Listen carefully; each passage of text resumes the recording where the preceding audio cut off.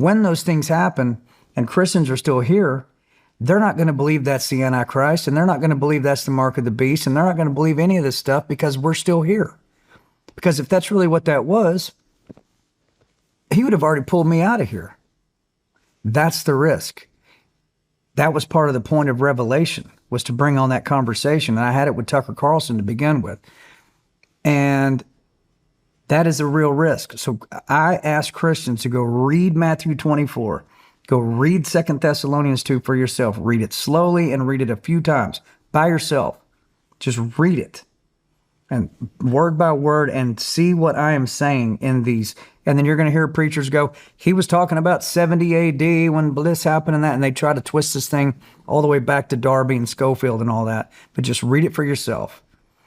Because everything that needs to be in place for the tribulation to happen is now here.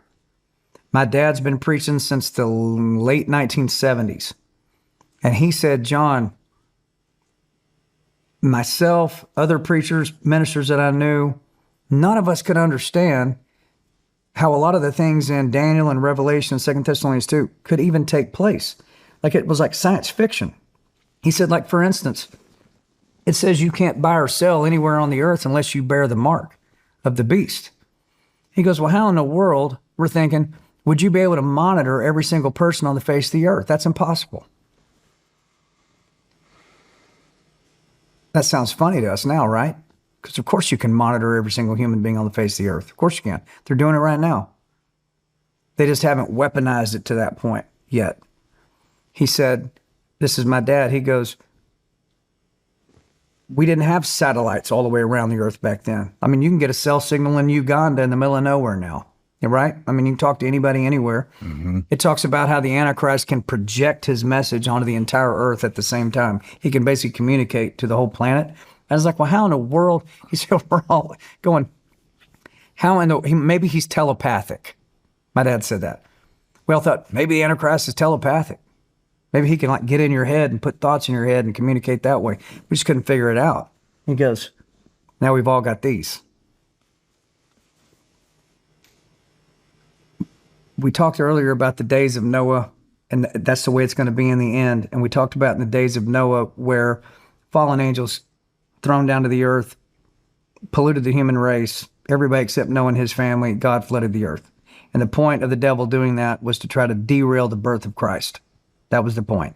If we can pollute the entire human race, we messed up the bloodline that'll eventually have Jesus Christ being born. That was the plan.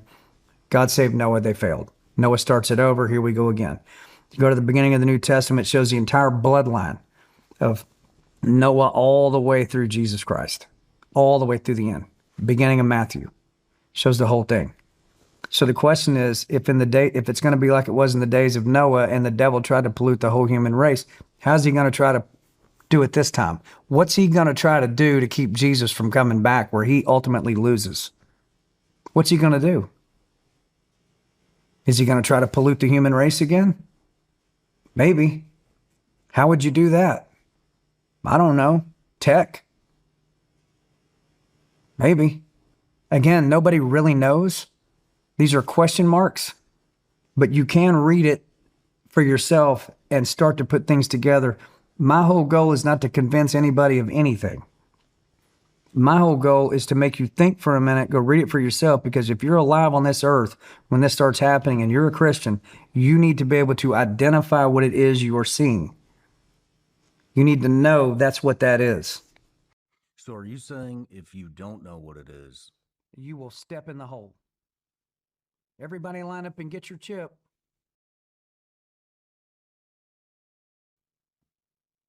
Well, this can't be the mark of the beast. We're all still here. Okay, I'll take my chip. Embedded in his hand is a microchip that serves as his keys, his ID, and his wallet. God, above all, they want to know what is happening under our skin. Chip is inserted. The transformation is complete. And what does it say about people that take the mark of the beast?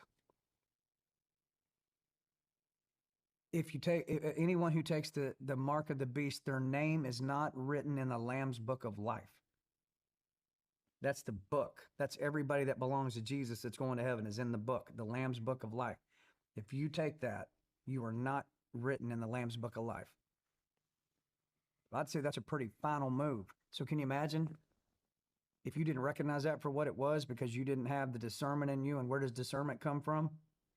Does it come from you? Where does it come from? The Holy Spirit, right? So if he's not in you and you're not able to discern that and you walk right into that wood chipper, well, there you go. People need to think about that because, I mean, I'm telling you, with AI coming on board like it is right now, we're not that old. Very good chance.